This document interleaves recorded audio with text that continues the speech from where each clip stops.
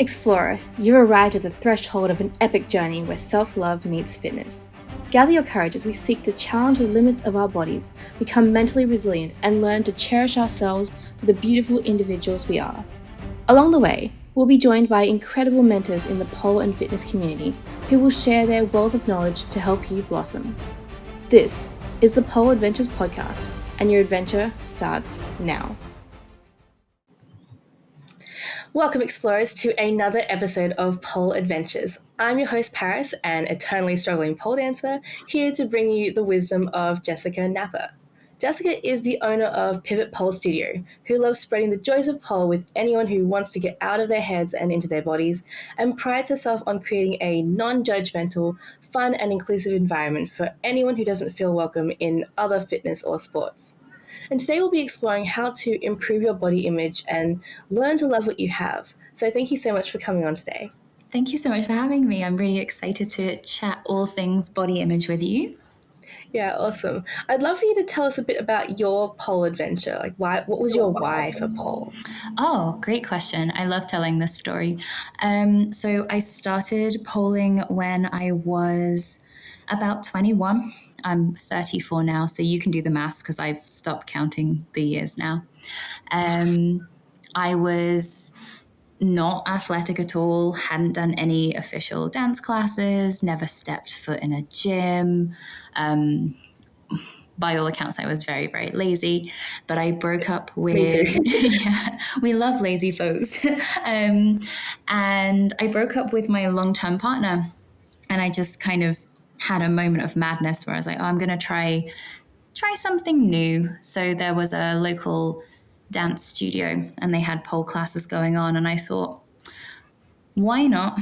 Went along, and I was terrible at it, but it was really fun. And it was nice to meet new people and do something that felt completely alien to me. And for the following few years, I kind of dipped in and out. There weren't that many kind of places you could do pole in the city I lived in at the time. And I started managing some classes in the city once I'd been polling for a couple of years, and realized I really loved teaching. So I had to have that hard conversation with myself as to whether I wanted to keep working like a 9-to-5 job with a salary or risk opening up my own space. And I decided, well, you only live once, and went for the latter. And it's been 5 years now, and I can't picture myself doing anything else. Yeah, that's so awesome. And for our fellow nervous beginners, do you have an embarrassing pole moment to share? Oh yeah, so many. Although I think my pole environment, I don't tend to get embarrassed that easily. I see myself as a bit of an idiot in a very loving way. I guess the one time I've been very embarrassed is I was teaching a move and I queefed very loud in front of my entire class. And because I'm the kind of person who has like verbal diarrhea, so instead of me just kind of not saying anything, I thought the best thing to do would be to shout out, oh my God, I queefed, just in case anyone didn't know. Hey, making fun of yourself is always a pretty good option. It's the best way to be. And can you share your personal journey with body image? Oh, yeah, absolutely. So as with all journeys, I'm still very much on it, and I assume I will be for the rest of my life. But it's had its ups and downs. Between my early teens and my late 20s, I really struggled with my body dysmorphic disorder, self-harm as well. And this made me miss a fair bit of school because I didn't want to leave the house. I just thought I was so ugly and everyone would laugh at me, which now looking back in my kind of almost mid-30s, I can't begin to think how that felt. It's so far from who I am now. But at the time, if you had told me I'd regularly be hanging around people in my underwear, essentially, and posting up regular photos of myself on the internet and doing star jumps in front of people in pants. My God, I would never have believed you. Oh no, not star jumps. No, not star. We still don't do star jumps that much. But it just... They make everything flabby. Yeah, we love a little bit of bounce. But yeah, my reality now is just so far removed from how I felt about myself in my earlier years. I found that pole really changed my perspective on so many things in life, including body image, not just my own, but other people's. But don't get me wrong, I still get moments now where I'm triggered by certain things that upset me. For example, I went to a pole camp recently and I really enjoyed it. And no one did or said anything. It wasn't anyone's fault, but I did find the experience quite triggering. And this is me talking as if someone was to look at me as a priest. Studio owner. Well, a studio owner, yes. And essentially like a straight-sized white cis woman, but I was still sometimes felt very out of place. And also after the pandemic, just a lot of life stresses made me naturally lose a lot of weight. And I would have people comment saying, "Oh, you look great." And I really clung on to that quite a lot. So there's still those dips, but the tools that I have are much better now. Are there any particular aspects of pole dancing that helped you improve your body image? Yes. I think the fact that I started teaching quite early into my pole dancing journey, so I was only a few years in when I started, I think that was one of the main factors that helped me improve my body image. Because I realized if I was constantly criticizing myself in front of my students, but telling them that they weren't allowed to do that to themselves, I was being a bit of a hypocrite. Yeah. And I also realized as an instructor, and now as a studio owner, I'm a role model to people that come through the doors. So I made a conscious effort with myself to stop verbally beating myself up and saying things like, "Oh, I'm too fat," or, all the things that we have said about ourselves in the past, or we've heard our friends say about themselves. And over time, because I wasn't verbally saying those things about myself out loud, the mental beating up, it became less and less. It's still sometimes there, but between that and therapy, like I can talk it down. So it's not as jarring and painful when those thoughts creep into your brain. Yeah, and you mentioned you had some better tools to help you combat that. Would you share some of the ones that have helped you the most? Oh, yeah, absolutely. I mean, not related to pole, but therapy is amazing. Yeah. I agree. Yes, so good. Everyone should have it. They really should. Honestly, it would just help everyone. But I feel like surrounding myself with like-minded people, which I have been very lucky to be able to do, and just making sure that my studio is being advertised as a safe space for everybody, but not just paying lip service to those words, like actually committing to that. So if you walk through the doors of my studio, you will see people of all different ages, sizes, weights, and abilities. And everyone has just one thing in common, that they're all just good people with good vibes, and they want to cheer everyone on, and they just want to get out of their heads and into their bodies. And I think if you find a space where you're in a room full of cheerleaders gassing you up, it's really hard for those voices inside your head to be the loudest. Yeah, that's so good. So if somebody walked into your studio feeling that way, what would you say to encourage them who, maybe they didn't fit into societal beauty standards, or different sizes, ages, and abilities? I mean, firstly, I don't think any of us fit into societal beauty standards, because I feel like even the people that look like that... Size 6 white woman. I know. But I feel like even the people that look like that online, don't actually look like that in person. We've got filters and XYZ. What you see on Instagram is never true to life. But I also appreciate that doesn't really help someone who is, bigger bodied or isn't confident in themselves, just that knowledge. I think I always like to have a little pep talk with anyone who's new to the studio, and particularly new to pole, just stressing that pole is challenging. Even the beginner moves are hard as. Yeah. Then beginner doesn't equal easy. And I like to thank students for struggling, because the more they struggle, I get to stay in a job. And I think that's always a really nice icebreaker. And I genuinely mean it. If I had everyone pick up everything so fast, I would feel useless. So for me, please struggle. Please. I also like to stress to people that everybody is different. So when I started polling, if you didn't do a trick a certain way, if you didn't enter it that way, hold it that way, and exit that way, you couldn't do the trick.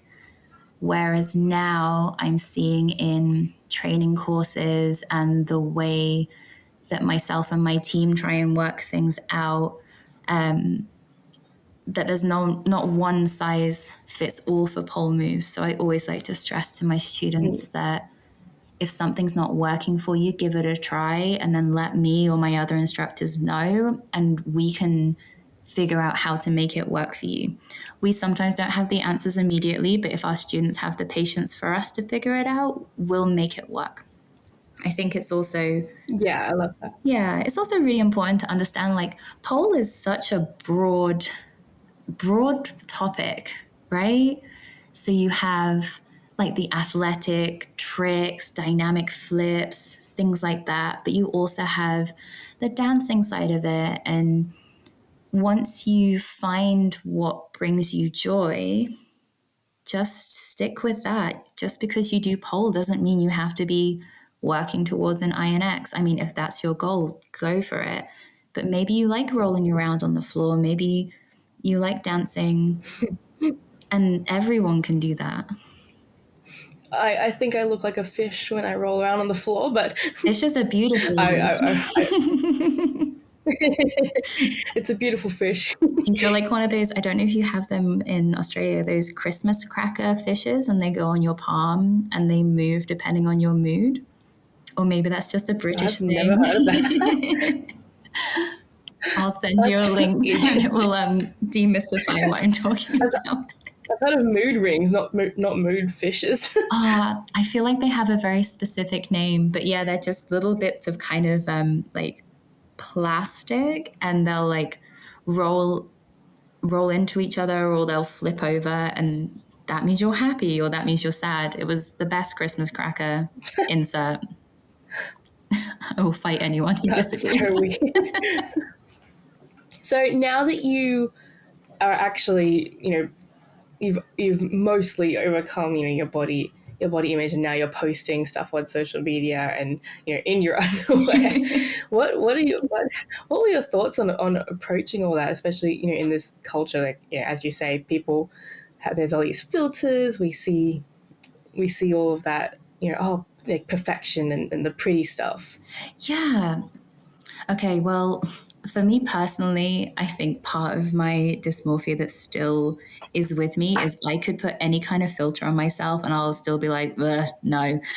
I try all of these pretty face filters. I'm like, I look weird. So I'm just going to put my face there. But I guess... when I think back to it, I'm not a fan of the filters either. No, they never work. I genuinely don't understand how anyone looks good. I mean, everyone looks great when they use them, just not me.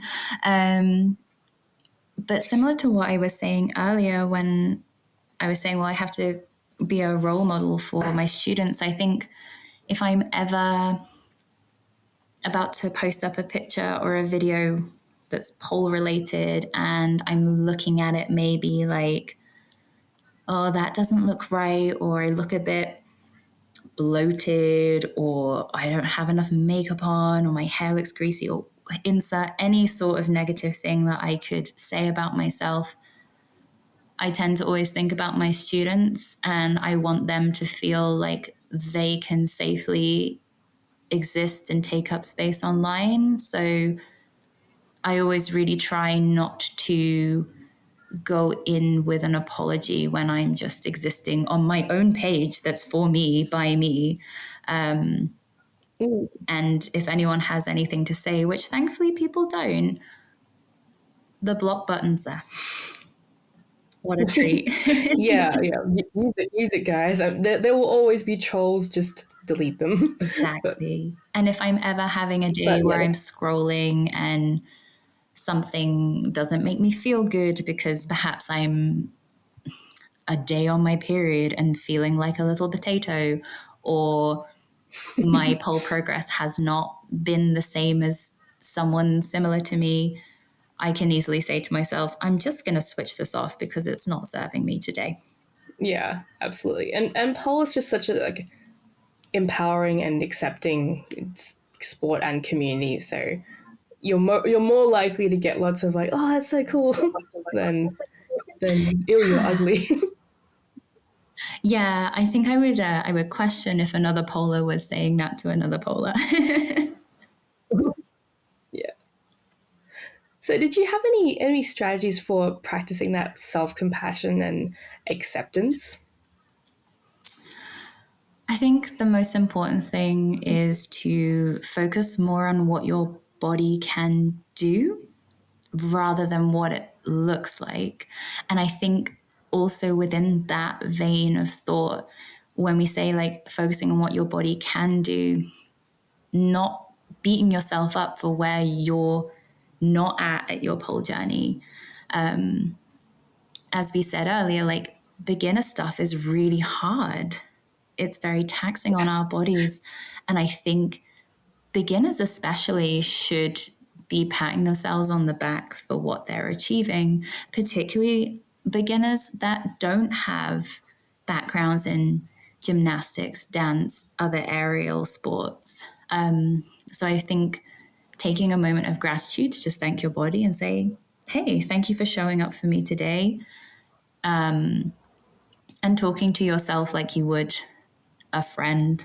So if you start thinking things about yourself that perhaps aren't too positive, I say, well, would I say that to a friend or someone that I love? Probably not. So why am I saying it to myself? Yeah, I see a lot of people going like, I can't like, put hold my body weight or put it above my head. Like, what's wrong? It's like, that's really hard, guys. It's so It's not, hard. it's beginner, but it's not beginner.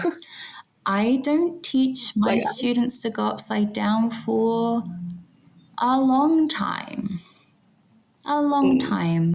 And we also put in place lots of different ways to get our butts over our heads. It doesn't have to be your traditional invert, as most people know it. There's so many ways we can, I don't even want to say adapt it for other bodies, because I think these new entries are just as nice and give so many different options and increase people's, I call it pole toolbox. So all the things you can do.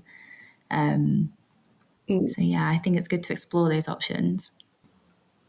do you have any role models or resources that you turn to that you might recommend? Oh yeah, I think the most important person I ever got the pleasure to meet and learn from, who really helped me learn how to coach bigger bodied students, was Ros the Diva. She's just Yeah. such a cracking human. Like, you could chat to her all day. She is a bundle of joy, but she also just exudes so much knowledge. And because she has that lived experience of being a bigger bodied polar, you trust inherently what she says. So when we welcomed her to the studio, we've had her over twice now. Her workshop sold out so fast, and we had people going upside down. We had people climbing the pole for the first time. And then we just had people confident enough to dance in front of others. And it was just such a joy to see. And she also gave me a really safe space to ask questions as a smaller bodied person with no judgment. So yeah, Rosa Diva, love her. I also really love Marlo Fiskin. Marlo Fiskin is just always the biggest nerd and looking for different ways to make pole moves, particularly inverted pole moves, more accessible to everybody. So I always really rate learning from her. She's great. And as corny as it sounds, all of my students, because they're constantly teaching me how to be a better instructor. That's cool. I still struggle with inverts. It's my bane, but Nemesis. at least a nice one, not like the one where you have you're like lifting your leg up, and it's like, yeah, it's not a chopper, it's not anything. You're just like, Yeah, just a little I'm crunch. getting there. Yeah, Choppers are so hard though. yeah, they are. But it was definitely hard seeing everybody else just be fine with them, and I'd be like, why am I not fine? But you have to recognize, it's just really hard. It is hard. And I think when Sometimes, yeah, so we, sometimes that's why I bring. Oh, go ahead. oh no, sorry, I was listening to you. No, I was just gonna say sometimes that's why I bring my partner to class. I'm just like, here, you do it so hard. It makes me feel better about myself. Even though he's like That's way so stronger, way nice. fitter, I'm just like, eh. So especially especially coming from the background of body dysmorphia and all that, how do you know when if there's something that you can and should change about your body versus accepting and loving what you look like? Because both big and small, whatever, has their own issues. It could, and there could be genuine issues like being unhealthy in certain ways. That is a really interesting question. I think it's a bit of a loaded one because ultimately, if someone does want to change themselves physically, I'm guessing we're talking about physically, they should be able to, and it shouldn't be anyone else's business. So if someone does want to, if I have students come in and I ask them, what made you want to start pole? Because I'm always very intrigued. Everyone always has a good story. I don't hear it so much anymore, but I used to. People would say a lot, I want to lose weight. And although we are very much a come as you are studio and we don't focus on weight loss, like who am I to say to someone, no, you're not allowed to lose weight, you're fine as you are? I feel like that's taking the message a little bit too far. So yeah, if someone wanted to lose weight or someone wanted to gain weight, someone wanted to build muscle, it's their body, and ultimately only they can say within themselves, this is what will make me happy. But I feel I could get really deep with this question. But I feel like we do need to see how much of a shift in people's understanding of how like patriarchal norms have and continue to hurt women and femmes, because we are starting to understand that we can take ourselves out of this box and that our value is not inherently just in how we look. We have so much more to offer. So yeah, I feel like if someone wants to change something for themselves, they can figure out if they genuinely want to, what's making them want to do that, and it shouldn't be anyone else's business really. Absolutely, everyone is on their own journey, and ultimately, no one else is living in your body. It's just you. Right? So Yeah. you should be Like I happy. said, I'm the size that I am, and I'm sure people listening will hear my story, and think you don't have anything to complain about. And I never think it's really a conversation where it should be about competing for who's had the biggest struggle. But what I can definitely say is I only know my experience in my body. I have no idea of what it's like to be in a smaller body, a taller body, a shorter body, a bigger body, an older body. But all I can do is I can listen to people's experiences and I can ask them what they need, in the hopes of making their pole experience as like fun and enjoyable as I can. Yeah, absolutely. And if there was just one thing you could let every pole dancer know, what would it be? Oh, it's not that serious. It's just a bit of fun. And when you stop having fun, don't do it anymore. That goes for anything in life. Yeah, we don't have to force ourselves to do something if it's not for you. But yeah, because I stopped for a while because of that. It just wasn't one. It should have been fun. It was fun at the beginning, and then I kind of all of the negativity in my head just got to me. But this time taking it slow and trying to enjoy the process has made it so much better. Yeah, I think it's all about just respecting that there's no particular time frame to succeed at anything, and also the concept of succeeding and progressing is very different to everyone, right? And I think it is really Yeah. important, like as a more kind of, I guess, practical piece of advice for pole dancers is finding a studio or an instructor or just a space for you to train that is truly inclusive. So does their social media show off like a variety of bodies and people on their feed? Do they discuss being anti-diet or like an anti-weight loss studio?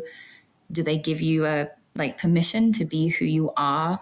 Is it full of instructors who don't say you can't, or are the instructors that find alternatives that work for you?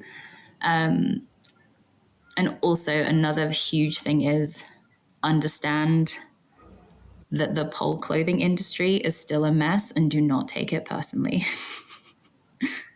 Cute bikinis all the way. In what way? So What do you mean a mess? I feel there are some companies who are really becoming a driving force in being truly size inclusive when it comes to pole wear.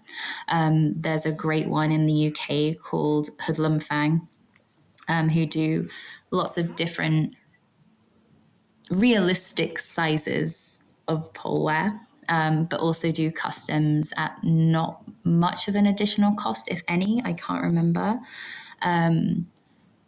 But I say this as someone who in the UK, I'm about a size 8 to 10. And in a lot of pole brands, I will be a large or an extra large.